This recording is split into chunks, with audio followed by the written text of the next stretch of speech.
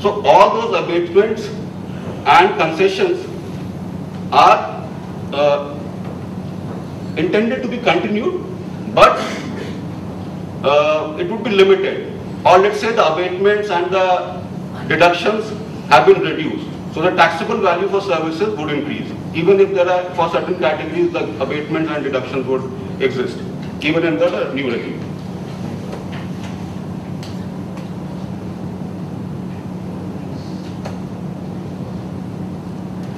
So we talked about the proposals. Now even in the existing point of taxation rules, certain amendments have been brought, but these are not very, this does not have a wide impact or any significant impact. It just made the current provisions more clear.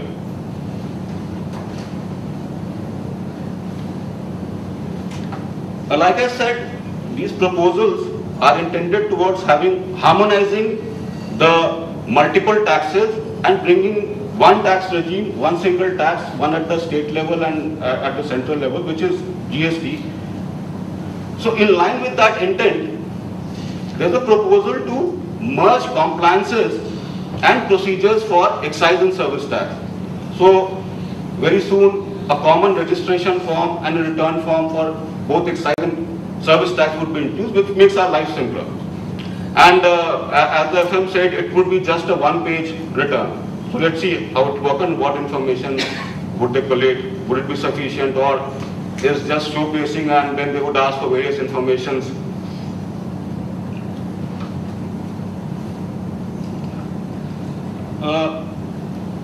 A very positive thing which was missing earlier was while there was a provision for adjustment of excess tax paid in situations where you provided the service, you didn't receive the total amount, or your services were deficient, your contract got cancelled. So, and you have deposited tax because of the point of taxation rules, which mandates that the moment, in many situations, the moment you sign the contract, you become taxable, or you receive an advance, you become taxable. So you've already paid tax, but later on you realize that, okay, my service is not complete, or the contract is now not valid, or for any reason. So you have already paid some advance tax, let's put that way. So what happens to that? So 2 years back, these adjustment provisions were introduced, where you were allowed to adjust tax, but there were a lot of restrictions around it. For example, in certain situations, you could not adjust tax amount beyond 2 lakhs, which was very restrictive. Because if the intent is to allow you to adjust your tax, which was not payable at all, then why should there be a limit? So that has been rectified now.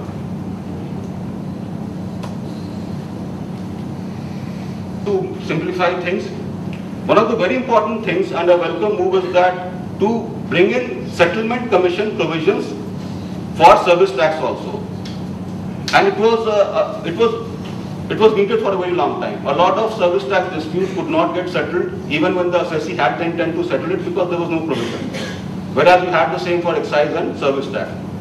So many assessees who are in dispute would like to settle the matter and get protection from primarily penalty and prosecution. That is what the settlement commission offers you. It's not as if you will get away with paying lesser tax or anything, but yes, you settle the matter in an expeditious manner before a conciliatory authority, which is neutral. Government gets its tax, the dispute is over, and you are safe from prosecution and penalty. Of course, interest would be payable on the admitted liability.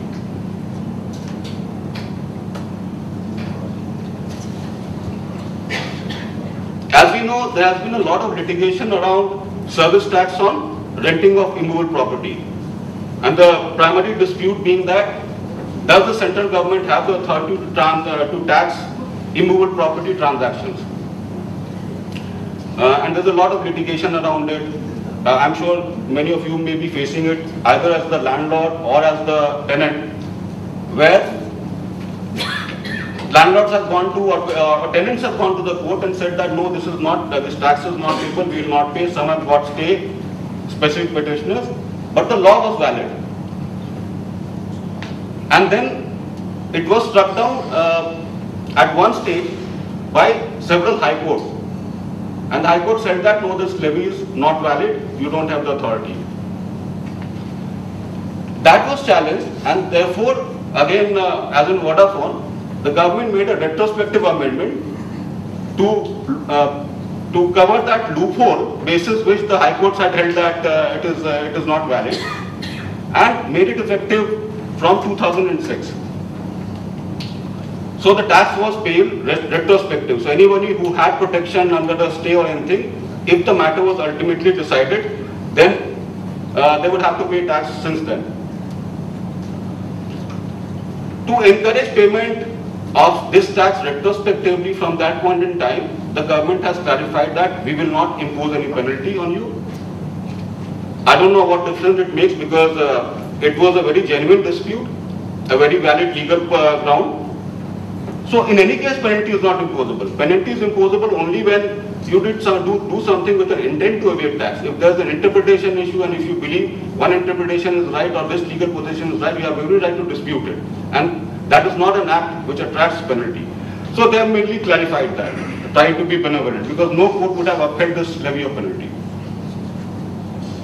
Likewise, certain exemptions were available to maintenance of roads from 2009, but they have made it effective 2005, which means that those deductions or concessions would be available retrospectively.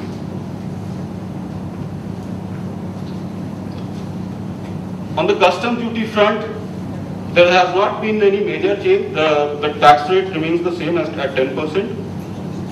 One important change here is that when the customs duty was computed earlier, I'm sure many of you would know that the customs duty is comprised of the basic duty, of an additional duty of customs, and a special additional duty of customs. And the education cess applicable thereon. So it was applied at 2 stages earlier, which looked like an anomaly. So they have said that no, there will not be an education cess on the additional duty portion. It will be only on the basic duty level. Now that's a good move and brings down the tax rate by about, I think, 1% or so. That generally the effective rate of customs duty would be about, yeah, it's there. So 28.85 to 26.85. So that's the change. So there is a reduction, effective reduction. I want to understand a little more about this customs duty. Good budget for the auto industry, because generally tax rate has been increased on all segments. On the lower segment, because of the general hike in the excise duty from 10 to 12, and there have been further percentage changes in the higher categories. The most hit would be the luxury segment, valued above $40,000. So, but that's the luxury segment, where the tax rate has been increased from 60% to 75%. There has been reduction in the flat steel import duty, or rather there's an increase. And this is intended to help the domestic industry. In the healthcare sector also, certain life-saving drugs and components of equipment for some medical devices has been reduced.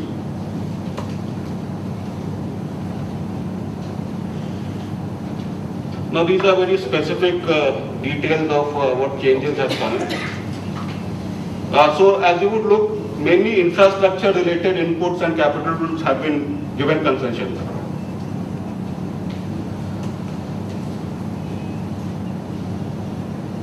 These are some of the procedural changes, so I won't delve into it too much. For SAT refund, there's another added compliance that SAT, when I say SAT, it is the special additional duty of customs, which is levied against or in lieu of the VAT payable by the domestic industry in India. So it is either exempt or you claim a refund depending upon what is the category of goods that you are trading in. So if it is a maximum retail price packaged commodity good, then it's exempt. If it is not, then you pay the SAD and you take a refund when you further sell the goods in India after paying VAT. So now they have put a condition that before you claim the exemption or refund, you have to declare as to the first state where you would be selling these goods from and provide with the registration number of that state. VAT registration number of that state. So this again a procedural thing.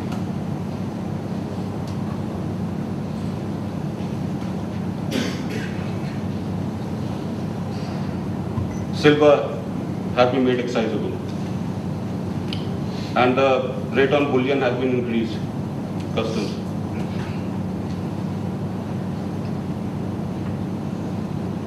For mobile sets and LCD panels, the custom duty rate has been reduced, but I don't know if it will have any effect on the final price, and whether because while there has been a reduction, the other costs have increased. I would like to mention something on cement, because that's very important for the infrastructure, and surprisingly the government didn't think about it when it changed the regime or the pattern in which the cement was subjected to excise duty. So now the cost, it's an ad valorem for certain category where the rate has changed, increased. So broadly, cement, excise duty on cement has gone up.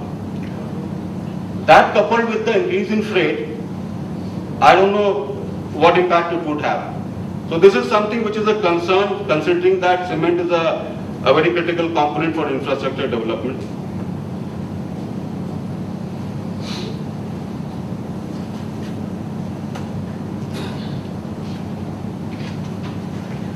Another major announcement was that the refund procedure against export or any other refund for that matter will be simplified and made much more simpler and effective.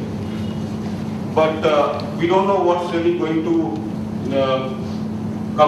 practically how it will work out, what would be the conditions and all, so we just have to wait and watch. At least theoretically it sounds very good. Another change which is very relevant is that a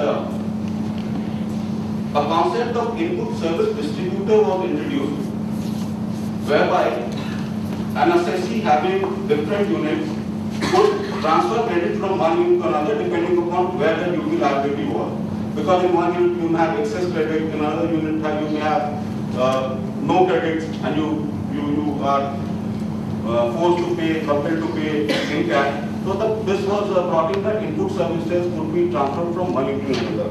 Now that has been made very restrictive, and the condition has been put that whatever is exclusively for an exempt product, that credit you cannot take or cannot distribute. If a service, or input service is specifically for a unit exclusively, then it cannot be transferred to any other unit. It can only be given to that unit. The only saving grace is that for common services, you could distribute wherever you want, but basis the turnover proportion of the different unit. So again, this has made it very restrictive. I remember when I was here last time, we did a presentation and some of you were there. I had mentioned this anomaly that if you accidentally, let's say, record credit in your book, but you don't utilize it, it was still subject to interest levy based on an interpretation of the provision by the Supreme Court in the case of IndSwift. And that was utterly wrong, because I've just made an entry in my book. I've not even taken benefit of that credit. I've not utilized that credit. Yes, if I had utilized it, I had taken benefit and then I would have been liable to interest. So that has been removed. It has been clarified that only if you utilize wrongly, you are liable to interest.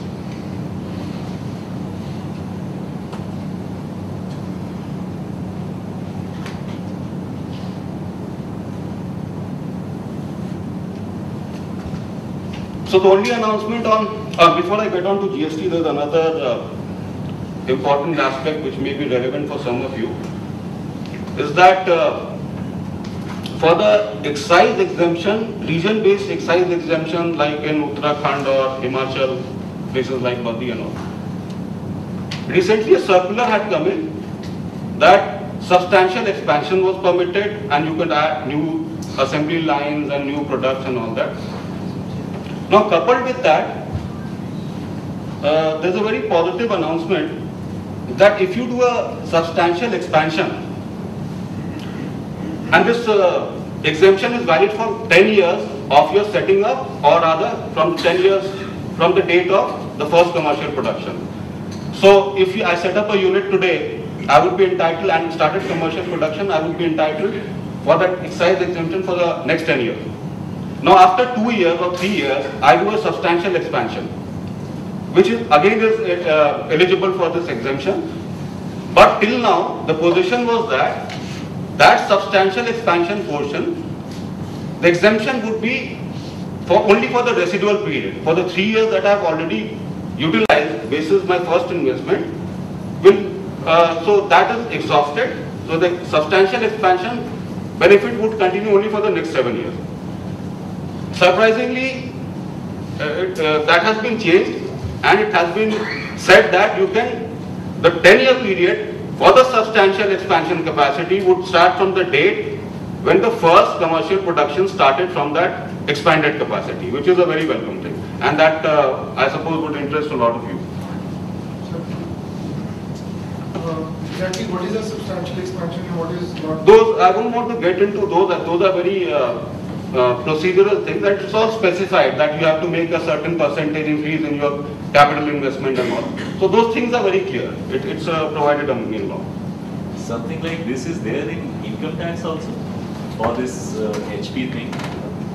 It is there substantial expansion if there is more than 50% in the increase in the value of the assets, then that's considered a substantial expansion for income tax purposes also.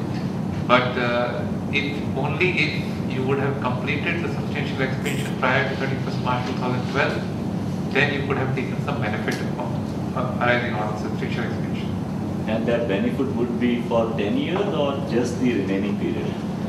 So, if you have not started, if you have for the first time you have done the substantial expansion, and then it is for 10 years from that period. But if you would have already taken some KPIC on that unit, then it is 10 years put together. So it is different in this case, right? Yes. Okay. After 31st March 2010, that is the cut-off date. Still the period of 10 years there? Yes. That's exactly the duty of it. Even that means this cut-off date has In effect, being enhanced. That means in case of substantial expansion, the restriction of this 31st March 2010 is eliminated. But that has somewhat been eliminated by when I mentioned that circular. Yeah, the circular came only 7th of February only. Right? Yeah, that circular is silent on... yeah, but this is the statutory amendment. That is only a circular. No, there was some clarification circular. Yes. Another amendment has come by way of notification. Yes. I mean, some changes there in garment industry of the excise duty. Yeah. Previously it was 10%, but now some 12 or some from 55 to 70. So Something is there. two Whether it is changes here there. today, yeah. Yeah, there are two changes there. Of course, excise duty has gone up from 10 to 12%. Yes, That's generally across. That's right. The change is that, which is the benefit extended, that Yeah. abatement. Another 10. Yeah. Excise duty on branded garments was introduced last year only. Prior to that, it was exempt. Yes. And how it was taxed was that it was taxed on the basis of the national retail price with a 55% abatement. That's right. Now that abatement, and which means that 45% Is going to be taxable at the rate of 10% or 10.3% of excise duty. Now that abatement has been increased to 70%. 70. So now you pay excise duty on the 30%. Little more benefit. I don't know if it's a benefit or not, because that's outdone by the increase in the rate and the service tax rate. It's going to be benefited by 1% or something like that. Because But you consider your other cost of service Yes, of of course, 2%, it's negated. Virtually. yeah, of course, because not many things are there. Because your rental and all is a cost. So, and that cost has already has gone up by 2%. Two another very important things I feel like, one is manufacturing sector को क्या benefit होएगा, overall कुछ manufacturing sector को, is there it's going to be some benefit? And second, वो 5,000 crores जो MSME बोलते हैं बार-बार, what is that and how it is going to be benefited? We people are going to be benefited in manufacturing sector. That 5,000 crore fund, because long time back in the textile fund it was 25,000 crore, but वो कभी exhaust ही नहीं हुआ उसे, बाद में कभी खत्म कर दिया, कभी रुक गया. So what I feel about this 5,000 crore MSME is this one broader way, and how we guys in the manufacturing sector are going to be benefited in this budget. Two major questions. Manufacturing sector generally has Sir. not benefited from this budget. That's right. And the very simple thing is But as government said, actually we want that manufacturing sector should come up now in India, and its growth is coming up and all these things, and we want that this sector should be very strong. So what government So has? I suppose the answer lies more in policy reform rather than tax proposals. Because one of the announcements which was made was, and it's not new, it's in the talk, and now they're going to implement it basis what the finance minister spoke of yesterday, is the national manufacturing policy, Okay. which is to create corridors or hubs of manufacturing, That's it. where all infrastructural facilities and maybe certain subsidies or benefits would be given to encourage clusters of manufacturing. Following China yeah. system and all. Exactly, precisely. So I don't know if through tax and concessions, manufacturing sector can be promoted. You're right. And what about that 5,000 crore? That's again a policy issue. I mean, But something it's a there. fund. It's a fund which was supposed to use for the benefit of the small and medium scale industries. But I mean, I'm not competent to. But it's for the new equipped roads, basically Yeah. new inventions like that, this budget. So as of now, I don't